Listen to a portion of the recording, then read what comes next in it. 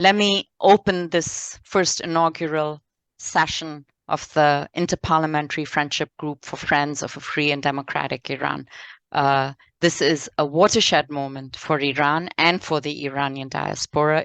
It has been 43 years in the making, 43 years of oppression and human rights violations by the Islamic government of Iran, experienced most brutally by women and girls. I am very grateful to my colleague MP Ali Ehsassi from Willowdale for partnering with me on this. And we have 3 objectives, and we can expand on the objectives. First is to engage, to inform parliamentarians about what is happening in Iran. There are diverging views of what is happening in Iran, so we want to bring some perspectives and facts to the table. Second, our objective is to engage parliamentarians appropriately as to what we can do in our role as MPs and senators to support the freedom-loving people of Iran. And thirdly, and possibly most importantly, I believe, with our presence here, we want to validate the voices of people in Iran who need our support, and just by coming together and letting them know that parliamentarians in Canada, far away in Canada, are concerned about what is happening in Iran, I believe they will get a rush of encouragement that they so desperately need. Let me turn it over to my colleague Ali Ehsassi for a few words before we turn to our speakers. Absolutely. Great to see everyone today. Thank you ever so much, Senator Omidvar, for having been so incredibly outspoken on developments in Iran. As everyone is fully aware, we are seeing parliamentarians all over the world stepping it up, making sure that they amplify the voices of Iranians within Iran, and that they make sure that they raise awareness in various countries. The situation obviously has been very, very dire. It continues to be very fluid. Just yesterday, we witnessed demonstrations in several different cities across Iran. So it's very timely that we continue to focus on developments in Iran. Now, for today's purposes, we are very, very grateful because we have 4 distinguished speakers who are joining us. We will have an opportunity to listen to their insights and their perspectives as to what is going on in Iran. And then subsequent to that, we will open it up to questions by members of parliament and senators who would like to make the best of the experts we have with us today. And I should note before concluding, because I know everyone's here to listen to our experts, that currently our network, our Inter-Parliamentary network, I should say, has approximately 40 members. So we will continue to keep the spotlight on developments in Iran, and we welcome any suggestions that either the members or the general public has to make sure that we can have an impact on decision makers here in Canada. So on that note, I will pass it over to Senator Omidvar once again.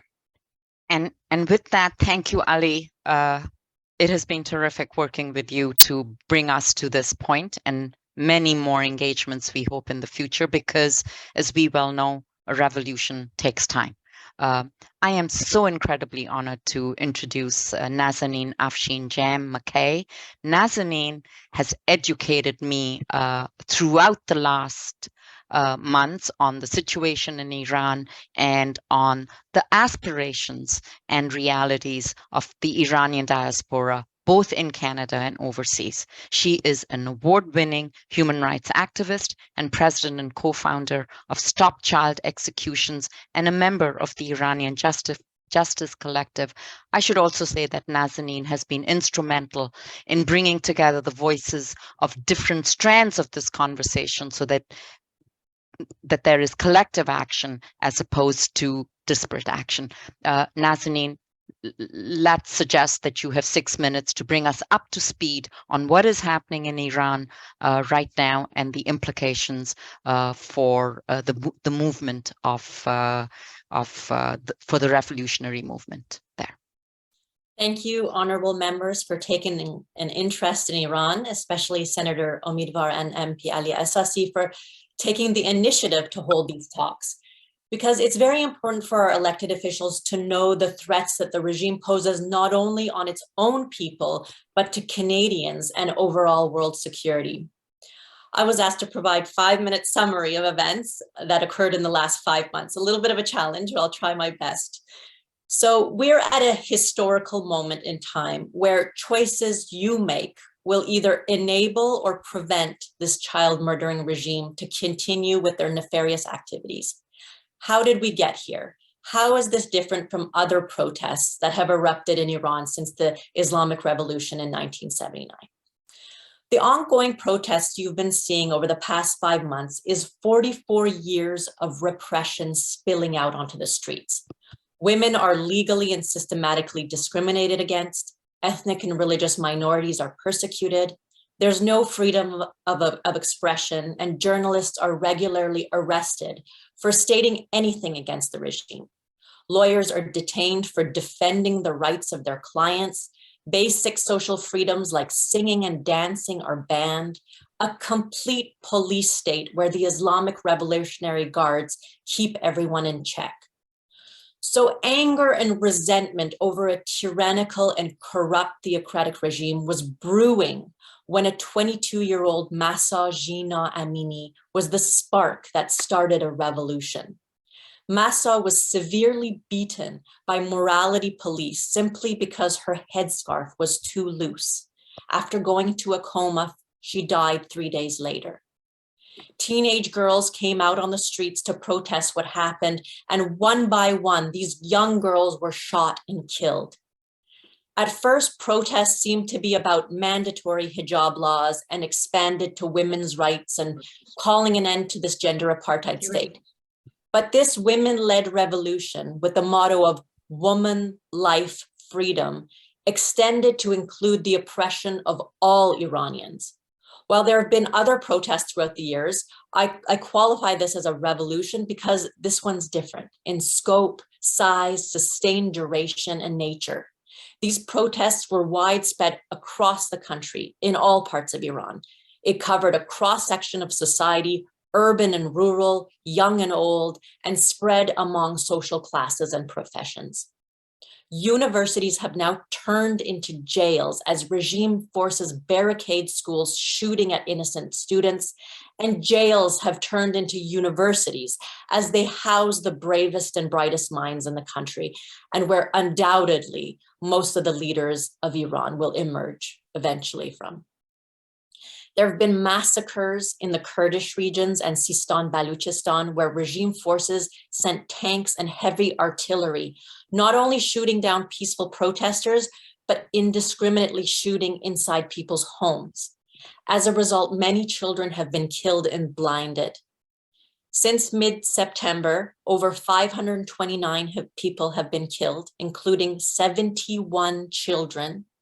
Close to 20,000 have been arrested, and countless women and girls, men and boys have been raped as a tool of repression in prisons.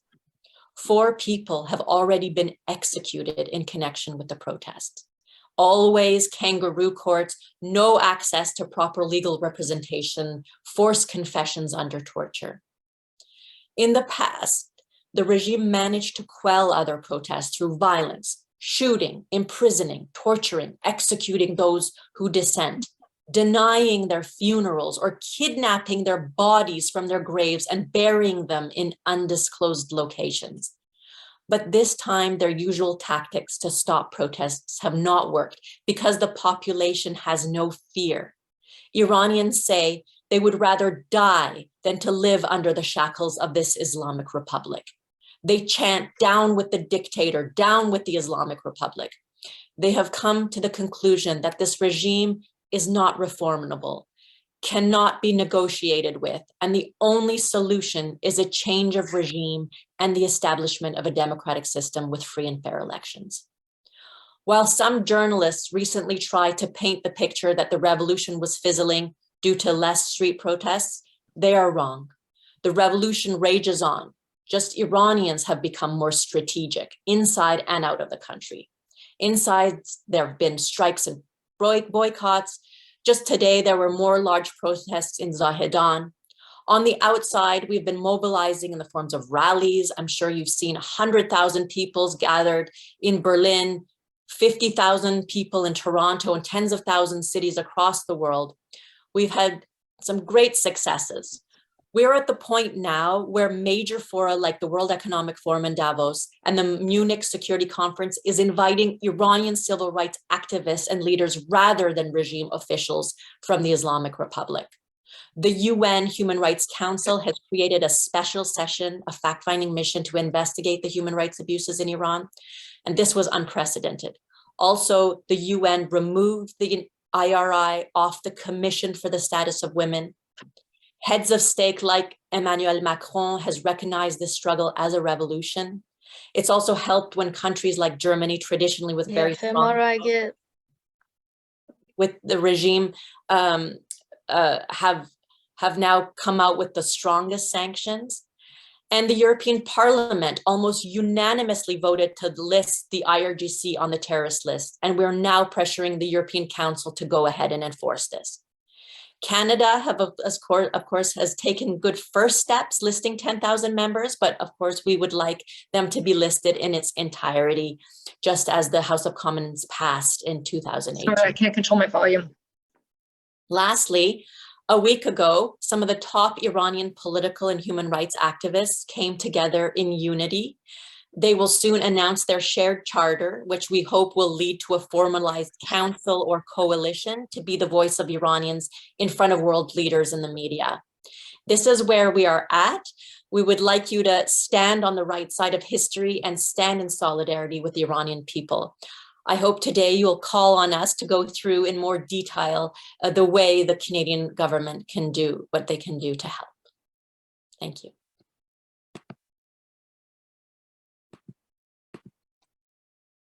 Thank you very, very much, Nazanin. I know it's very, very challenging to try to summarize everything in 5 minutes, but you did an exceptional job. We're very, very grateful for that.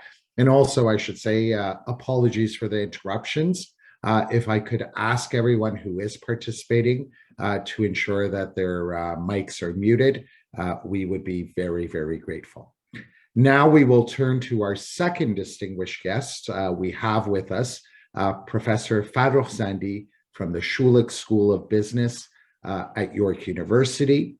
But the reason we have him with us today is Professor Zandi has been following the situation in Iran for many, many years, and he is full of insights as to what the root causes of discontent in Iran happen to be. So, Professor Zandi, great to have you with us today. You have the floor for 5 minutes. Thank you. Thank you so much, Mr.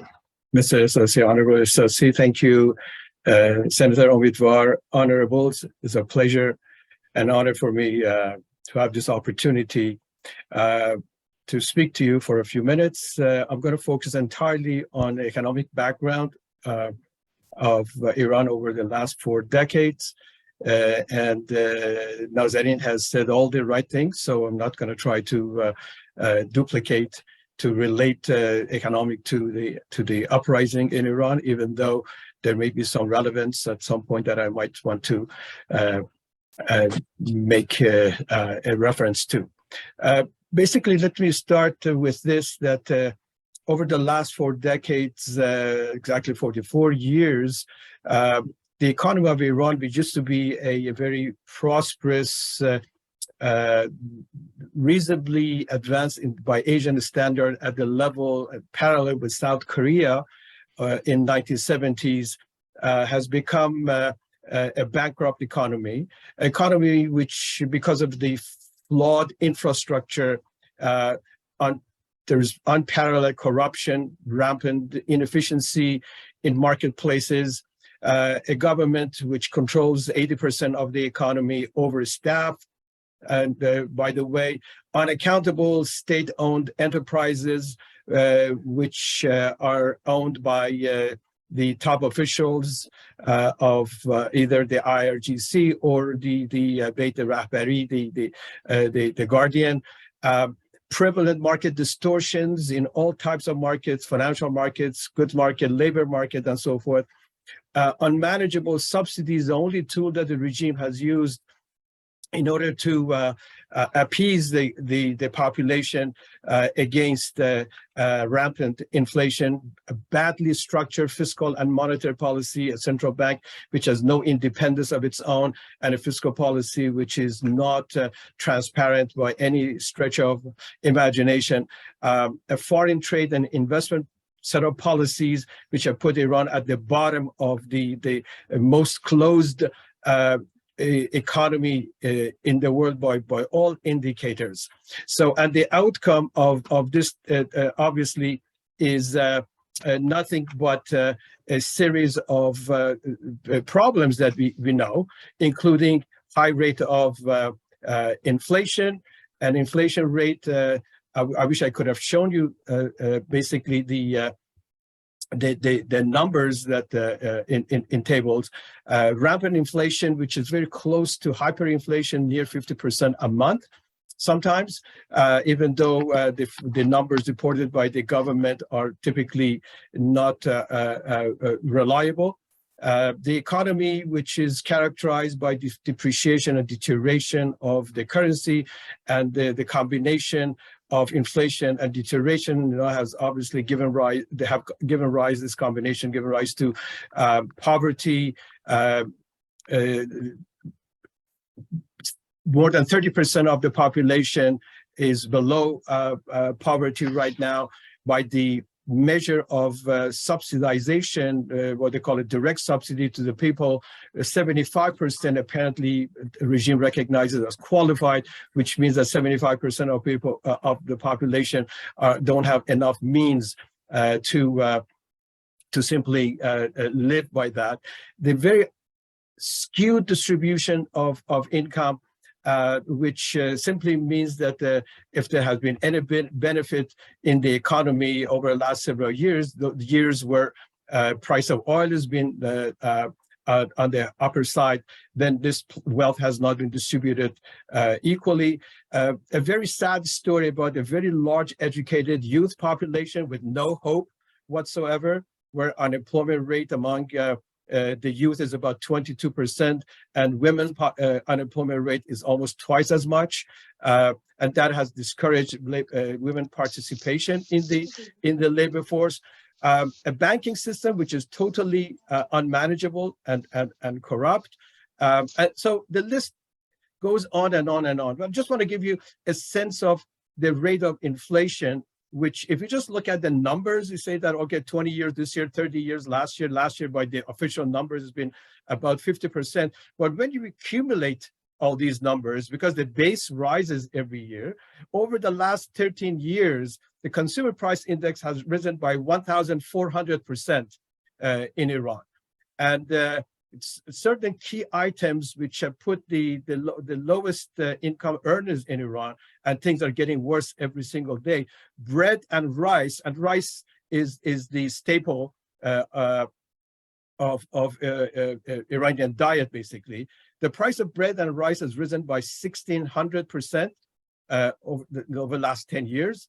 Meat, probably around 1,800%. Eggs and dairy, around 2,500%, cooking oil in excess of 4,000%. So as you can imagine, when the government, Iranians are used to lies, just bold lies by the regime and false promises.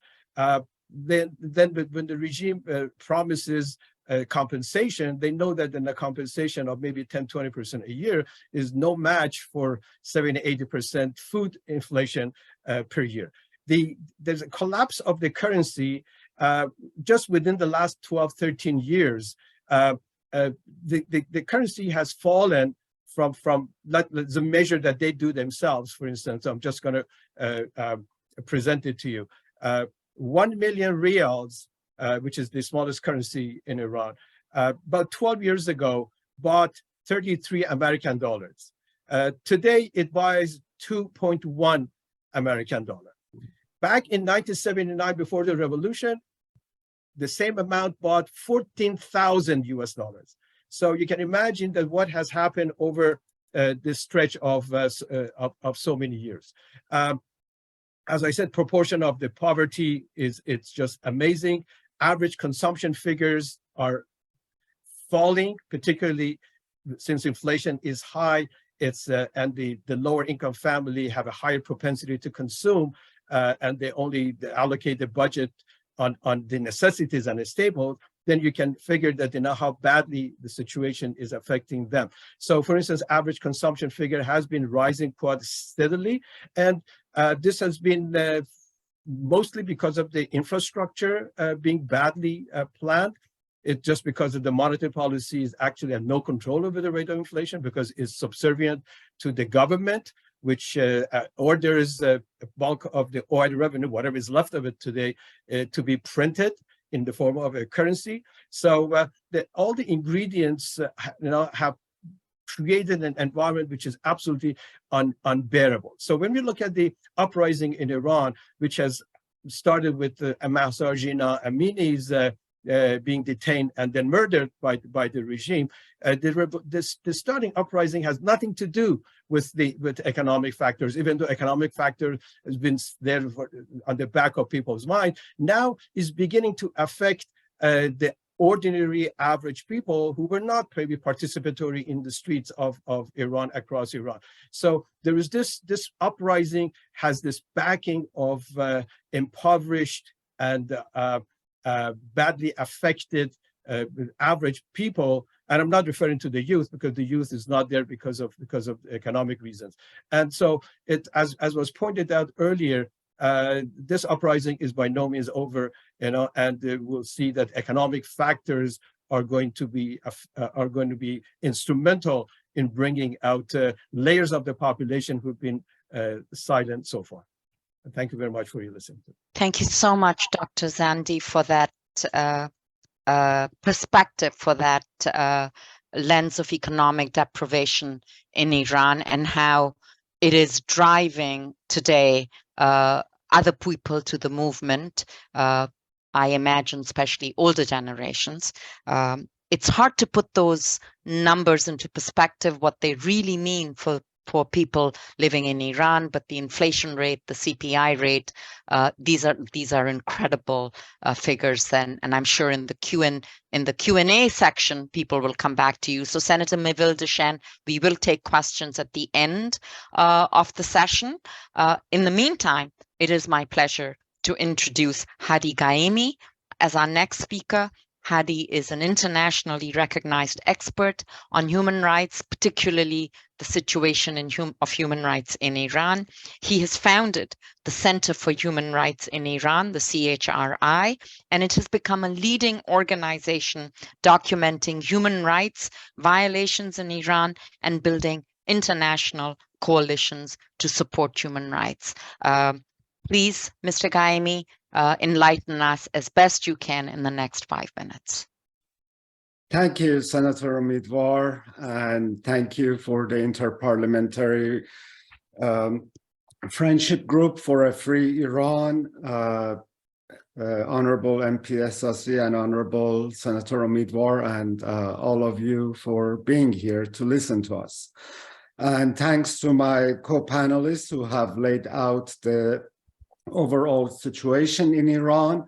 I completely concur with them. This is a historical moment. This is not like anything we have seen before. So before I delve into details in a few minutes, let me also pay respect and tribute to thousands of victims of Islamic Republic's barbaric violence, especially since November 2019, when they gunned down over 1,000 people in cold blood in the streets, Few months later, in air, they shut down the Ukrainian PS-752 with the majority of them Iranian Canadians on their way to Toronto. We pay respect to them and we acknowledge millions of brave Iranian women, girls, men, and boys who have taken for the past 5 months the affairs into their own hands and have inspired us all around the world. We really admire their revolutionary movement for woman freedom, for woman life and freedom, which I believe is a truly 21st century phenomenon. Now, in order to understand what is happening in Iran and what is on the horizon, I think it's really important to go back briefly. I will do that in bullet points and hopefully during Q&A. We'll expand on it if there are questions.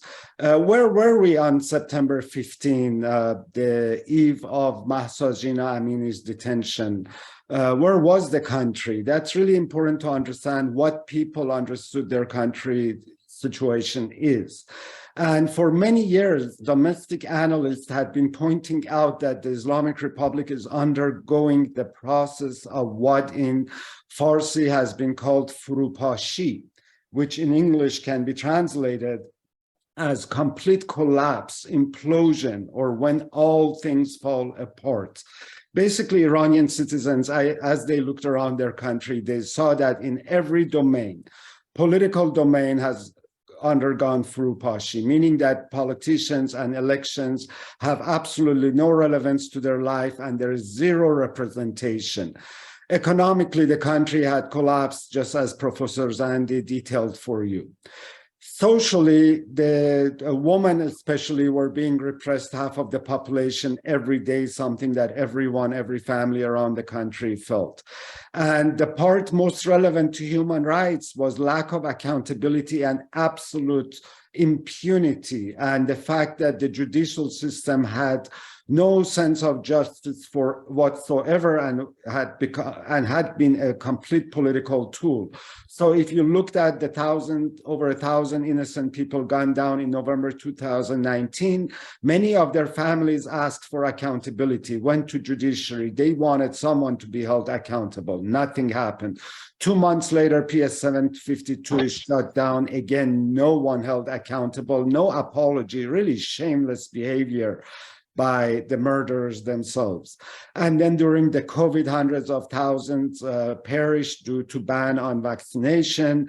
And there was attempt again for holding them accountable. Indeed, the lawyers who brought a lawsuit, they themselves were imprisoned. Political prisoners were dying. And especially during the spring and summer before Mahsa's killing in custody, women had come under tremendous pressure in public sphere. And it was really that lack of accountability and impunity that was large in the consciousness of every Iranian when the news of Mahsa Jina Amini's killing in state custody for doing nothing, for committing no crime whatsoever, innocent young woman, her life taken, and again, no apology, no remorse, holding no one accountable. That is why the country spontaneously blew up. We must understand this concept of implosion or collapse of social, economic, political, cultural fabric has been underway and is the key to understanding the future events.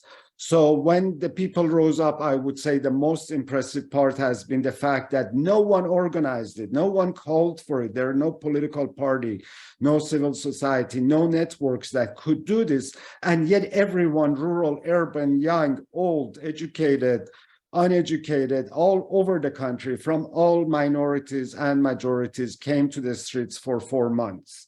And we know what happened was absolutely no answer from the government but violence.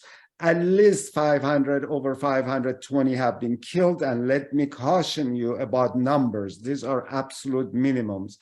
I myself am aware of dozens of families whose children or relatives were killed and they were forced to keep silent and recorded as natural death. So I believe the numbers are at least twice that. Of course, thousands were injured. Most horrifically was direct shooting at the eye, causing the blinding of unknown numbers, probably hundreds.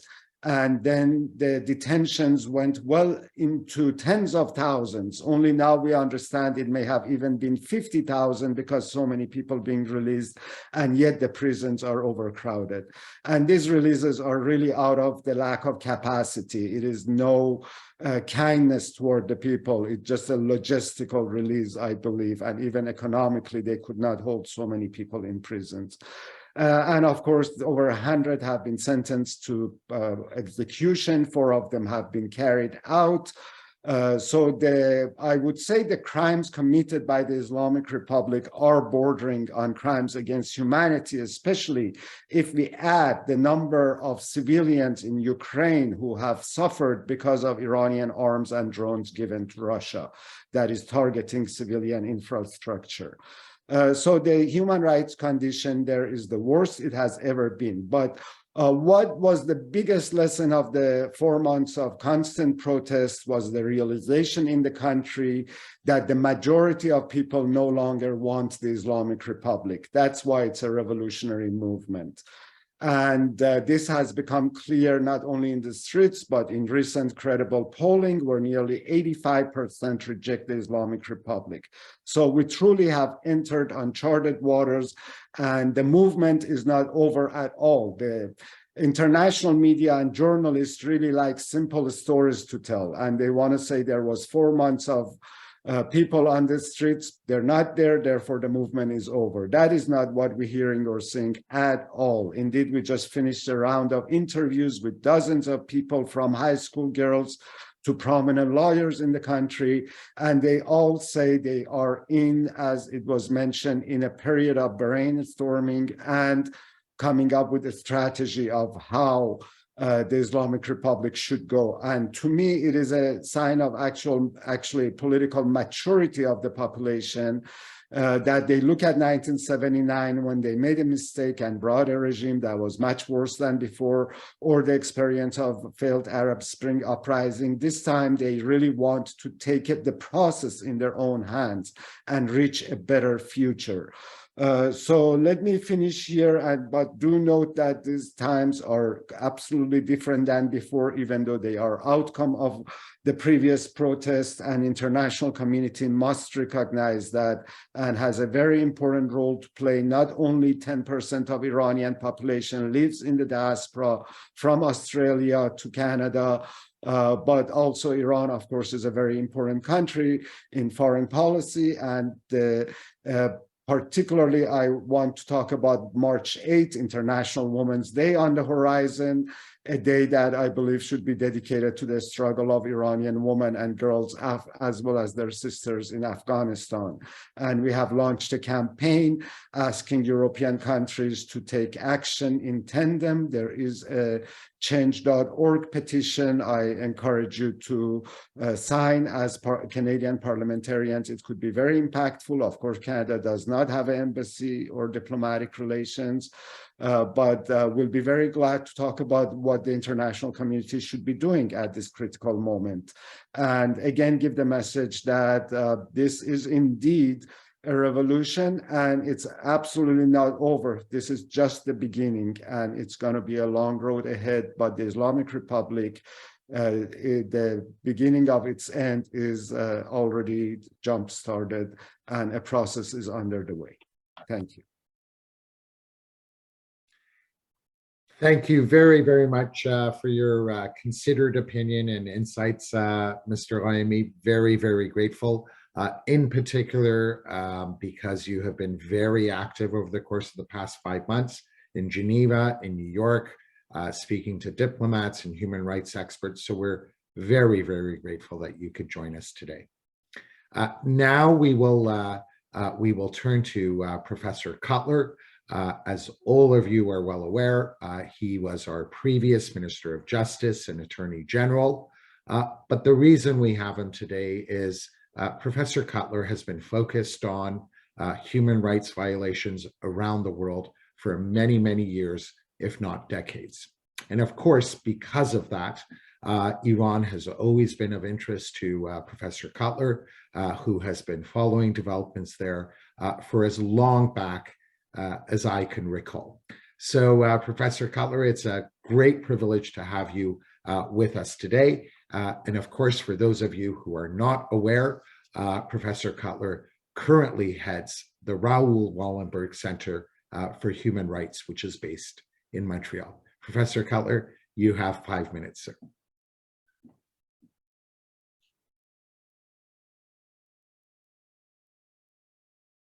We have here.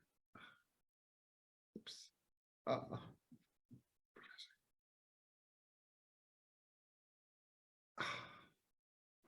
guess that's a timely and necessary expression of solidarity and action on behalf of the people of Iran in their heroic struggle for human rights and human dignity, symbolized in the words of women, life, freedom, and where the brutal murder of Mahsa Amini was the tipping point in this 44-year-old struggle for human rights and human dignity, and where this latest uprising, indeed people's revolution, and the incredible bravery in the face of the cruelest of expression has galvanized finally a wake-up call for the community of democracies led by the diaspora Iranian communities and exemplified by my Iranian co-panelists. The struggle for human rights in Iran, the struggle for justice for the Iranian people and accountability for the human rights violators was, as you mentioned, Ali, a priority for me as a member of parliament as a matter of principle and policy, and continues as a priority now for the Raoul Wallenberg Center for Human Rights, where, as I've said, the struggle for the human rights of the Iranian people is the struggle for ourselves. Because in what we say, or more importantly, in what we do on behalf of the Iranian people, we make a statement about ourselves as a people. We make a statement about ourselves as people. Accordingly, may I summarize briefly the initiatives that I took as an MP and since, which can help, I hope, serve as a blueprint for the pursuit of justice on behalf of the Iranian people, for accountability for the cruelest of violators, and underpin the work of this most important Canada-Iranian Inter-Parliamentary Friendship Group. First, we need to act in concert with and help mobilize parallel parliamentary groups in other democracies, establishing thereby a critical mass of inter-parliamentary solidarity and action. I envisaged this when I co-chaired an inter-parliamentary group, which we co-founded with Senator Mark Kirk of the US some 15 years ago, but we need to internationalize, and Canada can be the leader here. Second, seek to internationalize the Iran Accountability Week, which I initiated with other parliamentarians some 15 years ago, an awareness-raising, action-oriented gathering and coalition involving Canadian parliamentarians, NGO leaders, Iranian diaspora, and the like. Number three, revive and enhance the all-party political prisoner advocacy project, where MPs adopt and senators adopt an Iranian political prisoner and act on their behalf. As it happened, the case and cause of Nasrin Sotoudeh, the Mandela of Iran, as she's come to be known, was the case and cause that I had the privilege of taking up in 2011 when she was first arrested. And fast forward to some 5 years ago, where Nasrin Sotoudeh, who went down the line for women targets of gender apartheid, down the line for journalists silenced in their speech, down the line for the Baha'i persecuted as a religious minority, down the line for other lawyers who were taking up the case of political prisoners, down the line for juveniles destined for execution, down the line for other political prisoners, until she herself became a political prisoner yet again on trumped up charges and sentenced to 38 years in prison and 148 lashes, a virtual death sentence for a woman in her late 50s, where her husband right now has been summoned again and may be subject to arrest.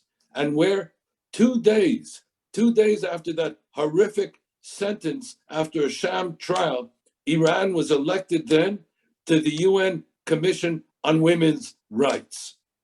An incredible expression of impunity. And I'm delighted that finally, as a result of leadership internationally, and this served as a wake-up call, Iran was removed from the Women's Commission. Number 4, we need to combat this culture of impunity and cruelty that has attended the Iranian leadership, best symbolized by the 1988 death squad, where the members of that death squad not only have never been held accountable, but have actually been rewarded for their criminality and cruelty. And one of the members then, back in 1988, was President Raisi, who, after being a member of that death squad, became the Attorney General, promoted, and as Attorney General presided over the worst of per capita executions. And for that, he was promoted yet again and became the Chief Justice of Iran. And as Chief Justice of Iran, he whitewashed the inquiry into the PS 752, and where he was promoted again and became the president of Iran, and has yet to be sanctioned. A dramatic call of expression of the culture of impunity. And what is less well known is that Canadian parliamentarians in 2013, led by Paul Dewar, who I was privileged to join with, co-sponsored a resolution unanimously adopted by the House at the time, declaring September 1st Iranian Political Prisoner Day in remembrance of the victims of the Death Commission. I suspect that many parliamentarians even today don't know this. And I remember the words of Senator Omidvar began at the beginning. We need to raise awareness so that we take the necessary action. Moving quickly to a close. Number 5, take up the causes of each of those targeted groups of women, et cetera, and set up parallel citizen advocacy groups in Canada on their behalf. Number 6, list the IRGC as a terrorist organization. I first proposed this 14 years ago as a parliamentarian, and yet we've not acted on it since. Number 7, combat the transnational repression of which the attempted kidnapping and possible assassination of Masih Alinejad is a case study, but Canadians too have been, Canadian Iranians, targets of that. Number 9, follow up on some legislative initiatives, some private members' bills, and that I and others tabled in Parliament, which we still need to act upon, such as an Iran Accountability Act, here too, which I tabled some 13 years ago. In conclusion, what is necessary at this point is that we not only stand, but act in solidarity with the heroic Iranian people. Let them know that they are not alone, that we will not relent in our advocacy on their behalf, and we will not relent and continue in this advocacy and action until we can speak of a free Iran for the brave and courageous Iranian people.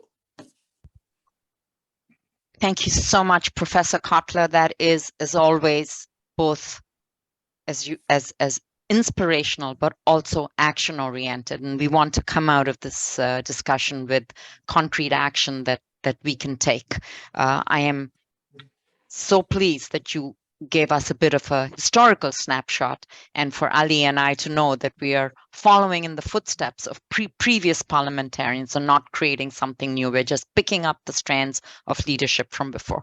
Colleagues, this is now our time, your time, to ask questions of all our speakers, and just raise your hand, and whoever comes first goes first. We will be informal about it. The first question goes to Senator Julie Mevel-Deschênes from Quebec. Thank you, Senator Omidvar.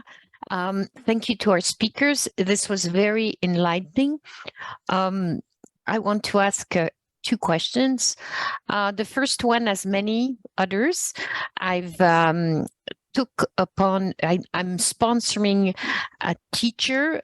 She's not known. She's a teacher arrested on a demonstration. I've sponsored her on the 24th of December through a Nima Machouf in Quebec.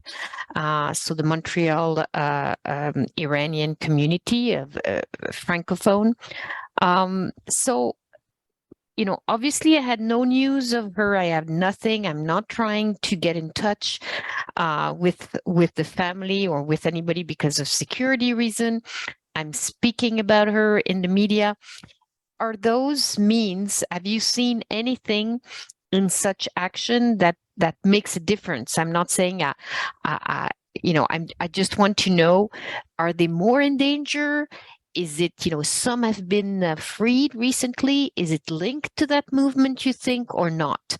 So that's my first question. And second, when we talk about a revolution, generally there is some kind of leadership somewhere. And, you know, there's been a lot of movement in Iran, but I don't see a unified leadership. But obviously, you are the specialist. So that's it, my questions. Thank you. I believe Nazanin wants to answer a question, and others from our panel, please weigh in. First of all, Senator, thank you so much for sponsoring a political prisoner. We work, I'm part of an organization called Iranian Justice Collective. We work very closely with Nima Machouf, so I'm glad you were in touch. And just to step back for a moment, a couple months ago, 229 parliamentarians out of 290 passed a motion to pressure the judiciary in Iran to sentence those who were involved in the protest to death sentences. And so that was a very frightening moment for us Iranians. And our group, Iranian Justice Collective, created a database of the political prisoners. Now there's about 20,000 plus political prisoners. We've managed to collect the information of about 3,000. And what we were hoping to do is match them with politicians around the world so that their names are exposed. And you know what, Senator? Yes, it does make a difference. We have gotten word from inside prison, from political prisoners themselves. First of all, it raises their own spirit. So in that sense, it's worth it in that sense. But it also has affected those that are torturing them and their prison guards. They said that they no longer have as much pressure now that their names have been exposed. As we're waiting for other questions, let me pose one. As people have noted, in 2018, the House of Commons passed a resolution to list the IRGC in its entirety as a terrorist entity. Last week, I tabled a similar motion in the Senate. It will be debated in the following months, and I am confident that the Senate will pass it. However, a motion either in the House of Commons or the Senate is not binding on the government. Perhaps our panelists could weigh in on, are there legislative impediments or are these only political impediments? Perhaps we could, Andrew, do you want to answer that, or do you want to? Actually, I had a similar question, so I can't answer it. All right. Okay. Or maybe one of our panelists could answer too. My question, and this is my ignorance, given that, as I understand it, Canada has identified a certain number of individuals who we have blacklisted, but not the IRGC. Could you just educate me on why, on what the difference is between those two things and why it's important to name the IRGC? Professor Cotler, would you like to answer that, given your history on this file?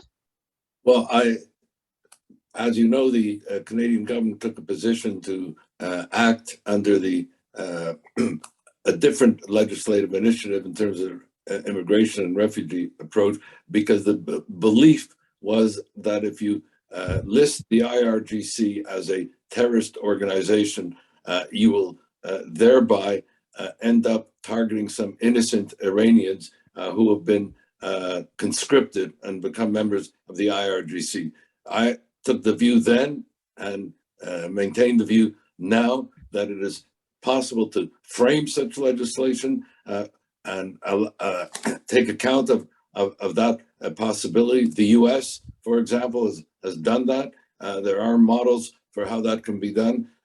My sense is that it is more political than legislative, and I think the time has come for us to act on it. And I see in the European Parliament a move now to do this. We see it, it's already been done in the US. We see a movement now in the UK. I believe the movement to list them as a terrorist entity is becoming internationalized, and we in Canada should act accordingly.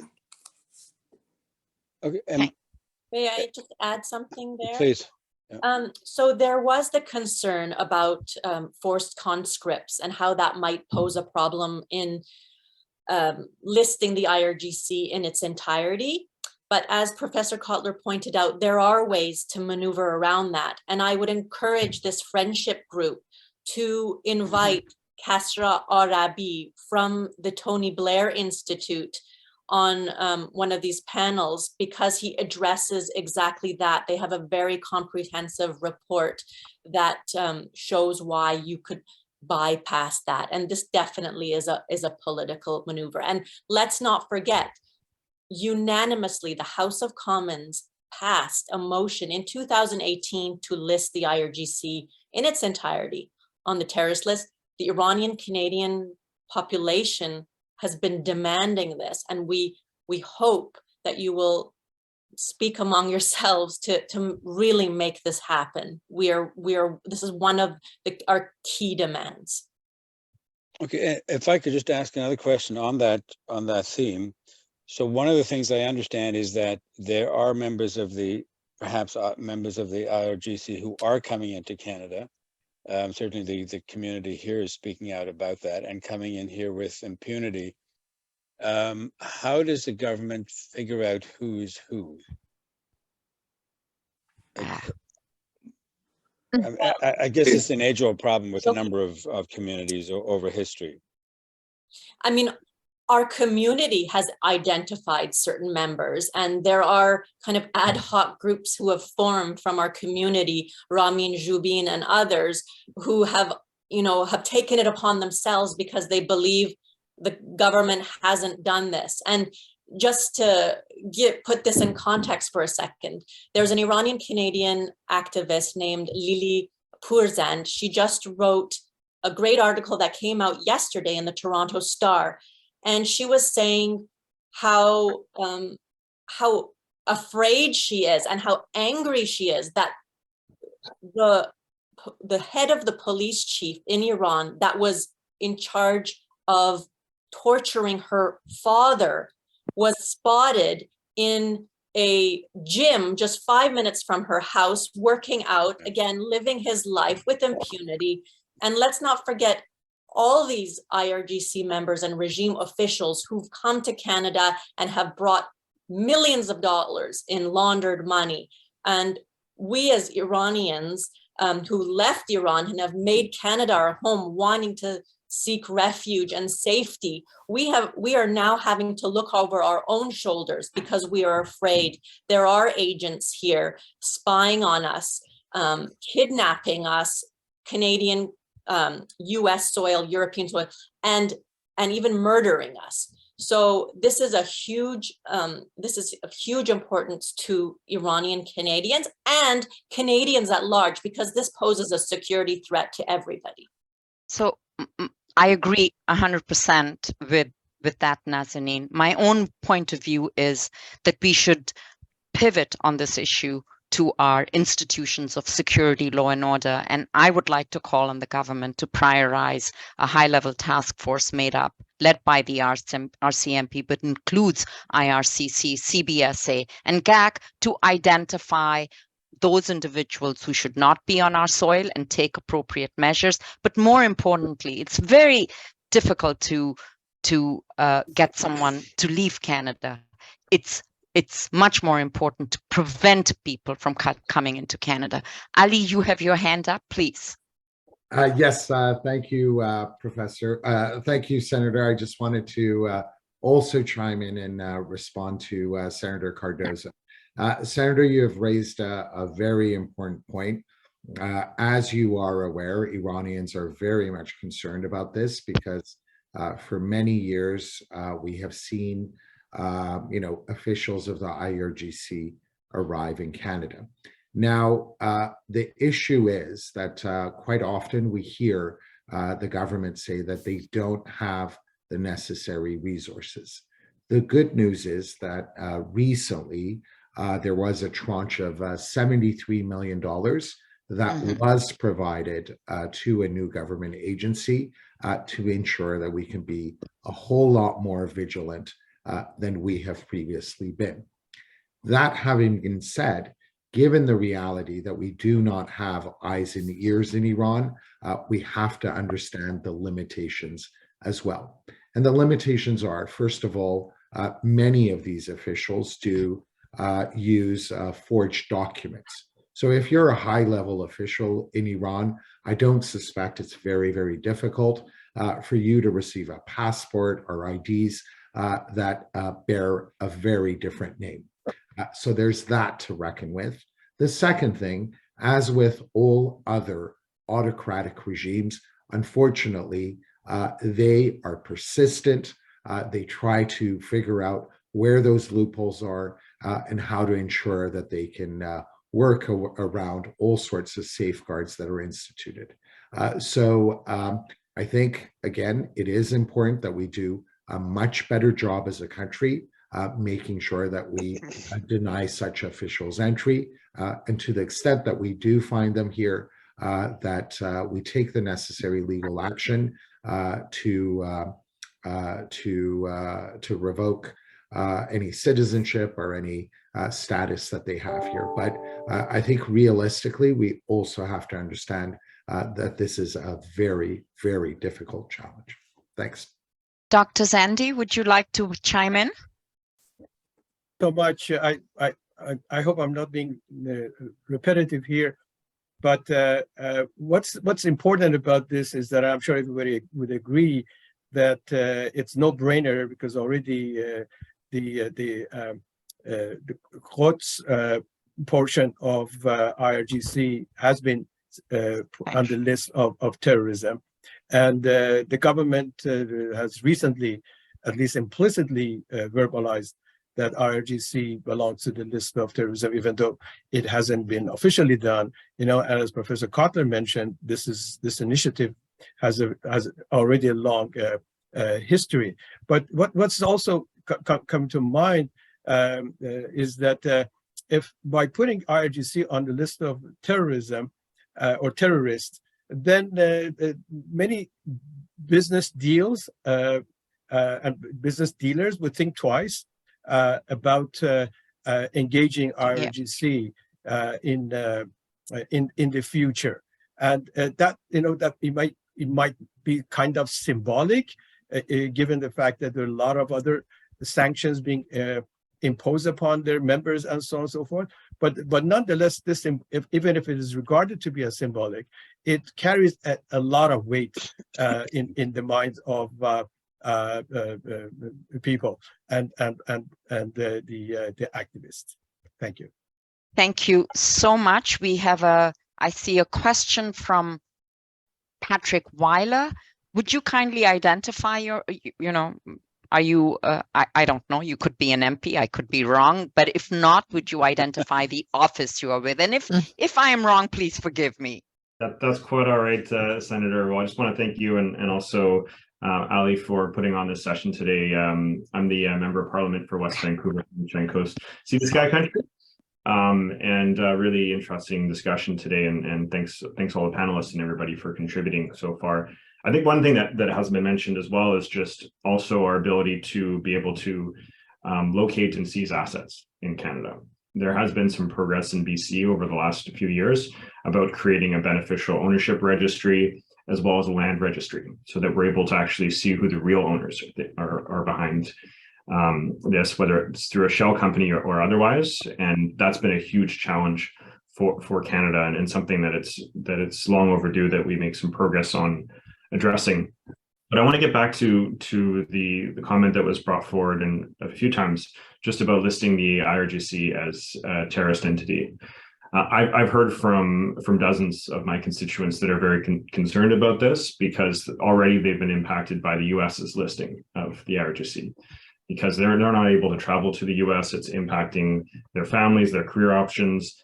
And my understanding is there's almost 30,000 folks that are in the same situation in Canada that have been conscripted. And so I'm very curious, and thank you, Nazanin, for mentioning earlier some of the options that might be able to be done to carve out solutions for folks that are in that situation. And I just wonder if there may be a way, if multiple countries are going to go down this path, whether you could get people off that list that were conscripted and again are being re-victimized by that, so that we're able to both hold the IRGC to account, but also not punish innocent people that are within Canada. Thank you, Mr. Weiler. I refer to this as a fishnet that must catch the sharks and not the plankton.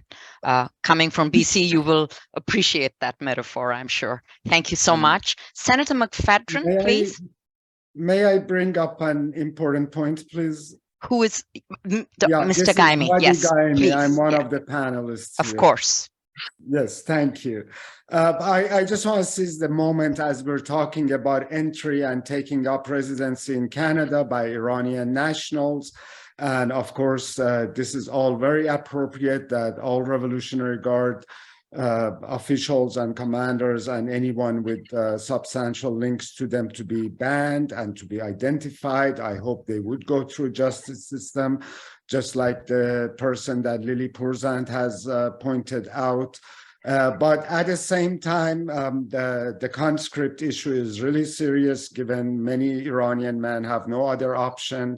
But the key thing here about entry to Canada, I want to ask for your solidarity and help in the legislative branch with regard to solidarity with protesters and dissidents who are being forced out of the country and seeking safety. We're going to see many, many of them in the coming months. I have been handling several cases over the past few months, and I think Canada is an appropriate destination for them. But unfortunately, all the doors I've knocked on in the Canadian government have been closed to me. And I believe a special channel has to be expedited, created, for at least few hundred people, key people, to have safety to arrive, because these people leave for Iraqi Kurdistan, Turkey, Georgia, or Armenia, where Iranians can go without passport, but there is no safety there.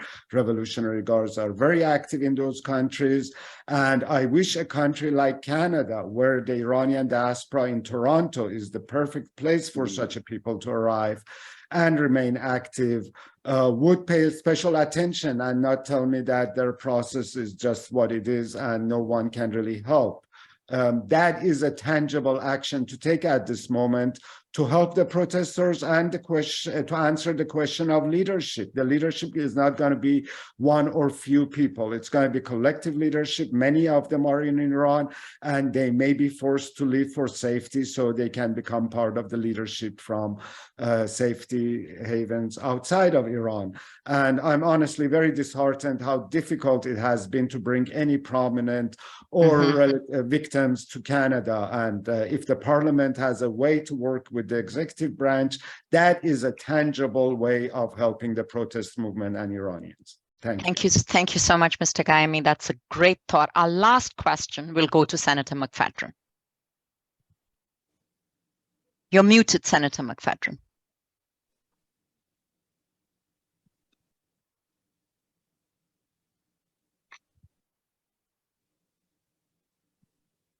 You're still muted, Senator McFadden. There we go. Thank you so much. And thank you to you and Ali for relaunching this. My question is picking up on a point made by a previous speaker about a desire to have some coordinated actions that focus on International Women's Day on March 8th. And I would love to hear more about those. Sure. Me and my colleagues at the center just did a round of meetings with European Union diplomats and ambassadors, and we have been joined by over 35 Iran-focused and women's rights focused from around the world to call on specifically EU countries because their diplomatic relations with Iran are of most consequence at the moment, that on March 8th, they take collective action. From day one, we've been saying that this would be most impactful when all democracies come together. And it doesn't just mean Canada, US, UK, and EU, actually. I would like to really, these countries coordinate their foreign policy with Japan, South Korea, Australia, New Zealand, Brazil, Chile. That is what will really shake the Iranian government's pillars of legitimacy internationally. So that's one issue. Specifically on March 8th, my colleague Jasmine, I believe, is here. Maybe she can put the change.org link right now in the common chat for you to see. We're encouraging and asking EU to take collective action on that day by summoning all top Iranian diplomats to their foreign ministries and makes very specific demands on behalf of Iranian women and girls. And the campaign just went public yesterday.